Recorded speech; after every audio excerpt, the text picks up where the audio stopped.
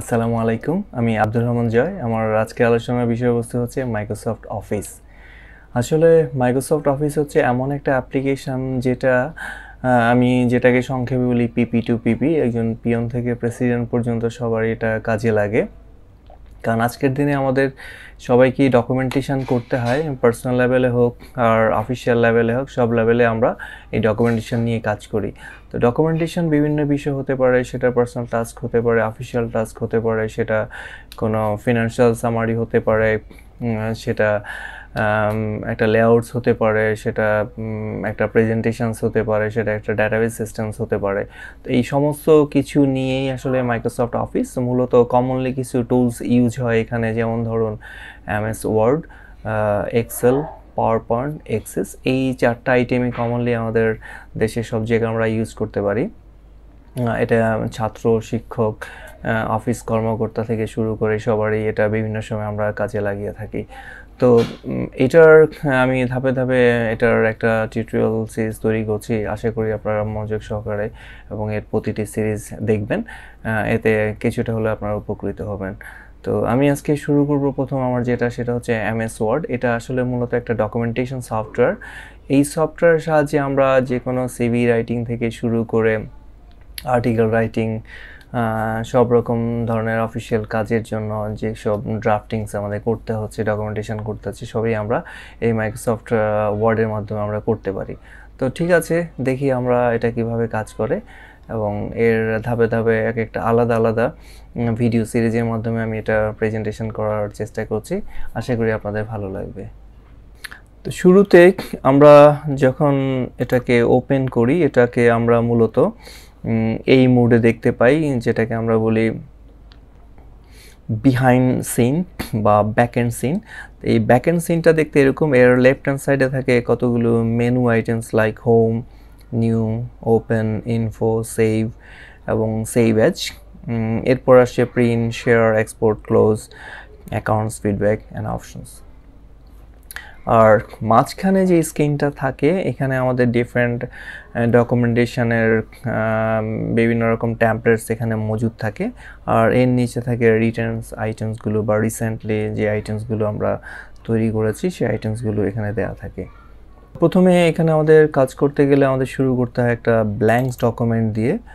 তো যখন আমরা এই যে স্ক্রিনটা পাই, এই স্ক্রিনটা মূলত কয়েকটা ভাগে ভাগ করা। এর প্রথম যে অংশটা থাকে সেটাকে আমরা বলি টাইটেল বার। টাইটেল বারে মূলত থাকে ডকুমেন্ট টাইটেল। ডকুমেন্টটা আমরা যখন ব্ল্যাঙ্ক ইউজ করি তখন ডকুমেন্ট 1, ডকুমেন্ট 2 নামে থাকে। আর এর একবার লেফট কর্নারে থাকে হচ্ছে সেভ বা ডিফারেন্ট শর্ট কমান্ড বা কুইক অ্যাক্সেস টুলস আমরা এখানে ইউজ করতে পারি। এই কুইক অ্যাক্সেস টুলগুলো আমরা কাস্টমাইজ করতে পারি, ফিউচারে আমি এটা দেখব। এর নিচে যে অংশগুলো থাকে সেগুলো হচ্ছে কতগুলো ট্যাবড মেনু। একমাত্র ফাইল নামে একটা মেনু আছে, যেটা একটা পুল ডাউন মেনু বা ড্রপ ডাউন মেনু। এখানের মাধ্যমে বিভিন্ন অপশনসে আমরা কাজ করি।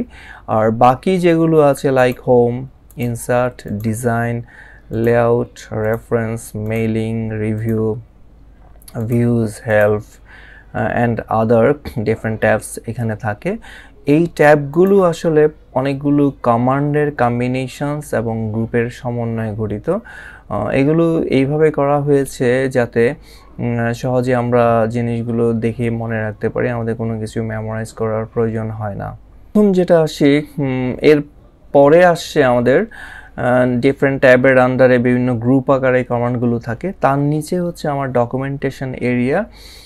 এর রাইট সাইডে আসে একটা স্ক্রল বার। যখন আপনার ডকুমেন্ট সাইজ বড় হয়ে যাবে তখন আমরা উপর থেকে নিচে স্ক্রল করে পেজের উপর নিচে যেতে পারি। তার নিচে আছে একটা স্ট্যাটাস বার। এই স্ট্যাটাস বারে মূলত শো করে পেজ, ডকুমেন্টস, ক্যারেক্টার্স, ওয়ার্ড এগুলো। আর রাইট হ্যান্ড সাইডে শো করে হচ্ছে পেজের ডিফারেন্ট লেআউট। এখানে অনেকগুলো লেআউটস আছে, যেমন রিড মোড, যেটা আমরা কোনো কিছু পড়ার ক্ষেত্রে ইউজ করি। এরপর আসে প্রিন্ট লেআউট। মূলত আমরা কাজ করার জন্য আমাদের যে লেআউটটা দরকার সেটা হচ্ছে প্রিন্ট লেআউট। এরপর আসে ওয়েব লেআউট। ওয়েব অ্যাপ্লিকেশনের জন্য আমরা এই লেআউটটা ইউজ করে থাকি। তার পাশে আছে জুমার। এটা আসলে স্ক্রিনটাকে বড় করে দেখায়, তার মানে এই না যে আপনারা ভাববেন না যে আমার লেখাগুলো এখানে বড় করে প্রিন্ট করবে বা করবে। এটা জাস্ট একটা ভিজিবল এরিয়া, আমার ভিউটাকে আমরা দেখার সুবিধার জন্য এখানে বড় করতে পারি এগুলো। তারপরে আসছে আমার insert tab, design tab, layouts. এগুলো প্রত্যেকটার মধ্যে আলাদা আলাদা কাজের জন্য আমাদের কিছু অপশনস দেওয়া আছে এবং কমান্ডস গ্রুপ দেওয়া আছে, যেগুলোর মাধ্যমে আমরা এক একটা আলাদা আলাদা টাস্ক পারফর্ম করব। তো প্রথম আমরা আলোচনা করি আমাদের ফাইল মেনু নিয়ে।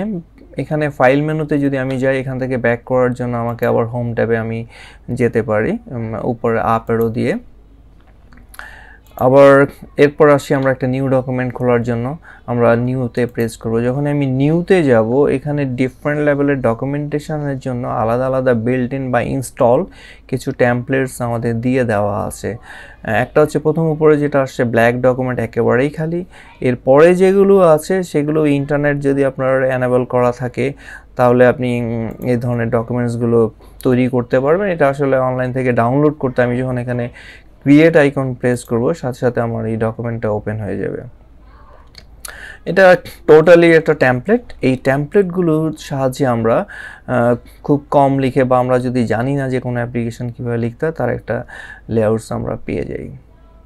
এখানে ডিফারেন্ট এইগুলো আছে, আমরা যদি জাস্ট আমাদের ইনফরমেশনগুলো চেঞ্জ করে নিলেই হবে।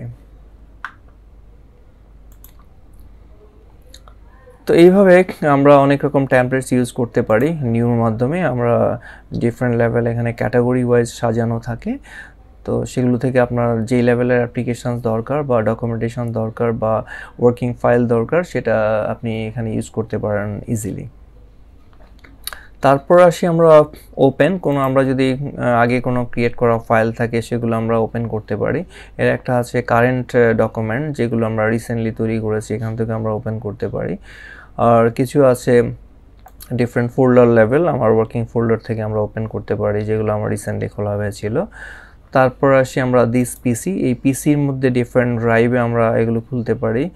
আর ব্রাউজিং করে আমি এনিহোয়ার কম্পিউটারে যে কোনো লোকেশনস থেকে আমরা যদি ডকুমেন্ট ফাইল থাকে সেটা আমরা ওপেন করতে পারবো। মনে রাখি এখানে শুধু আমরা এমএস ওয়ার্ডের ফাইলই খুলতে পারবো, আদার ফাইল আমাদের অন্য প্রসেস এখানে নিয়ে আসতে হবে। তারপর আসি ইনফোটা হচ্ছে এখানে অনেকগুলো জিনিস থাকে, যেমন protect document, inspect document, manage document and slow and disable. And এখানে আসে প্রপার্টিসগুলো, যে একটা ডকুমেন্ট তৈরি করবে তার ডিফারেন্ট রকম আইডিয়া, এখানে সাইজ, টাইটেল, ট্যাগ আর অথর্স, ডিফারেন্ট ইনফরমেশনসগুলো এখানে প্রপার্টিজে শো করে। তো আমি ফিউচার এখানে প্রোটেক্ট এই অপশনসগুলো বা চেক ইস্যু এই অপশনসগুলো আমরা চেক করব। এরপরে আমাদের যেটা আসে সেটা হচ্ছে সেভ। একটা অ্যাপ্লিকেশান যখন আমরা কাজ করি তখন আমাদের প্রথম কাজই হচ্ছে এটাকে সেভ করে নিয়ে, কী নামে আমরা সেভ করব সেটা আমরা ব্রাউজ করে আমাদের লোকেশন সেভ করতে পারি। তবে একটা জিনিস মনে রাখবেন, ওয়ার্কিং ফাইলগুলো কখনই আপনারা my documents, C drive, desktop এইসব জায়গায় সেভ করবেন না। এতে আপনার উইন্ডোজ সিস্টেম যদি ক্র্যাশ করে তাহলে আপনি ফাইলগুলো লস করবেন, যেটা রিকভার করাটা খুবই টাফ এবং খুব কস্টলি। তো আমি যেটা বলে দেব, অবশ্যই আপনারা আপনার কম্পিউটার আদার একটা ওয়ার্কিং ড্রাইভ, যে ড্রাইভে আপনি একটা সেভ ফোল্ডার তৈরি করে নেবেন, দেন সেখানে আপনি সেভ করবেন। তারপর আসে এখানে দুটো অপশনস আছে, save and save age. First time আমরা এই দুটার যে কোনো একটা অপশনসে আমরা নিতে পারি, বাট এরপর একবার যখন আমার ডকুমেন্ট সেভ হয়ে যাবে তখন আমরা এখানে সেভ আইকন এটা ক্লিক করে আমরা এটা করতে পারি, বা কন্ট্রোল চেপে এসের মাধ্যমে আমরা এটা করতে পারি। যেমন কন্ট্রোল এস দিলেও এটা সেভ হয়ে যাবে, তখন আপনার সেভ লোকেশন যাবে। তারপর আসি আমরা ফাইলে গিয়েও আমরা সেভ করলে আমাদের হয়ে যাবে। মনে রাখবেন, একটা ফাইল যখন আপনি কম্পিউটারে ডেস্কটপে কাজ করবেন তখন আপনার যদি ইউপিএস না থাকে এটা কতক্ষণ পরপর সেভ করে নেওয়া হয় ভালো, 1-2 মিনিট পরপর। আর যদি আপনি এটাকে করেন, ল্যাপটপ ইউজ করেন, সেক্ষেত্রে আপনার একটা সার্টেন টাইম আপনি কাজ করতে পারেন। তবে এখানে নিচে আমি কিছু অপশনস আছে যেখানে আমরা চাইলে অটো সেভের ব্যাপারটা করে নিতে পারি। যেমন অপশনসে গিয়ে যদি আমি সেভ দেই, এখানে অটো রিকভারি কত মিনিট পর পর এটা অটো সেভ হবে তার অপশনসটা আমরা দিয়ে রাখতে পারি, এবং রিকভারি ফাইলের একটা ওয়ার্কিং ফোল্ডার আমরা এটা দিয়ে রাখতে পারি। তবে এটা অবশ্যই এখানে যেরকম ডিফল্ট আছে সি ড্রাইভে, সেটা আপনারা ড্রাইভটা চেঞ্জ করে নেবেন, না হলে হয় কি অনেক সময় এটা লস করতে পারেন। তাহলে এটা নিজে নিজেই অটো রিকভার করে নেবে। এরপরে ফাইল মেনুর পরের অপশনস আছে যেমন সেভ এজে যখন আমরা যাই, আমরা যখন একটা ফাইল সেভ করি, তো এখানে একটা ফাইল সেভ করতে গেলে আমাদের অনেকগুলো অপশন চুজ করতে হবে। প্রথমত আমি যদি একটা ওয়ার্ড ডকুমেন্ট হিসেবে সেভ করি, এটা আপনার ওয়ার্ডের যেই ভার্সন আছে লেটেস্ট আপনি ইউজ করছেন সেই ভার্সনে সেভ হবে। তো এতে একটা প্রবলেম, আপনি যদি কাউকে ফাইল ডিস্ট্রিবিউট করেন তার কাছে যদি এই ভার্সনসটা না থাকে তাহলে এই ফাইলটা কখনোই ওপেন হবে না।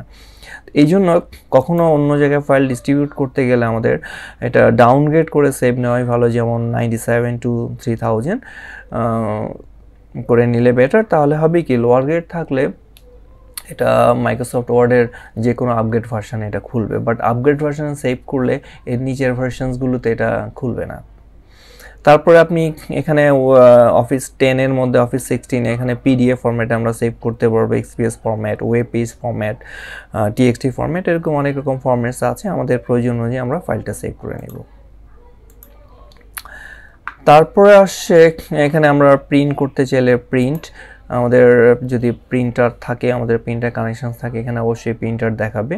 এরপরে প্রিন্টিংয়ের ডিফারেন্ট সাইজগুলো আছে, এগুলো আমি ফিউচার আপনাদের দেখিয়ে দিব। আপাতত আজকে এইটুকুই থাক যে আমরা প্রিন্ট করতে গেলে অপশনসটা আমরা চলে যাব। এরপরে ক্লোজ, আমরা যদি ডকুমেন্টটা ক্লোজ করে দিতে চাই তাহলে আমরা এই ক্লোজ বাটনে ক্লিক করলে আমাকে জিজ্ঞেস করবে সেভ করবো কিনা। যদি আমি সেভ করতে চাই করবো, না করতে চাইলে আমি ডোন্ট সেভ দিয়ে বেরিয়ে আসবো। তো আশা করি আমার আজকের আলোচনা এইটুকুই, আমরা ধাপে ধাপে একটু একটু করে শিখব। তো হোপফুলি আমি মনে করি যে এটা আপনাদের কিছুটা হলেও উপকারে আসবে। যদি আপনাদের ভালো লেগে থাকে তাহলে আপনারা অবশ্যই আমাকে লাইক করবেন, আমার চ্যানেল শেয়ার করে দেবেন, এবং যারা করেনি, সাবস্ক্রাইব করেনি, তারা অবশ্যই সাবস্ক্রাইব করবেন। ভালো থাকবেন। আসসালামু আলাইকুম।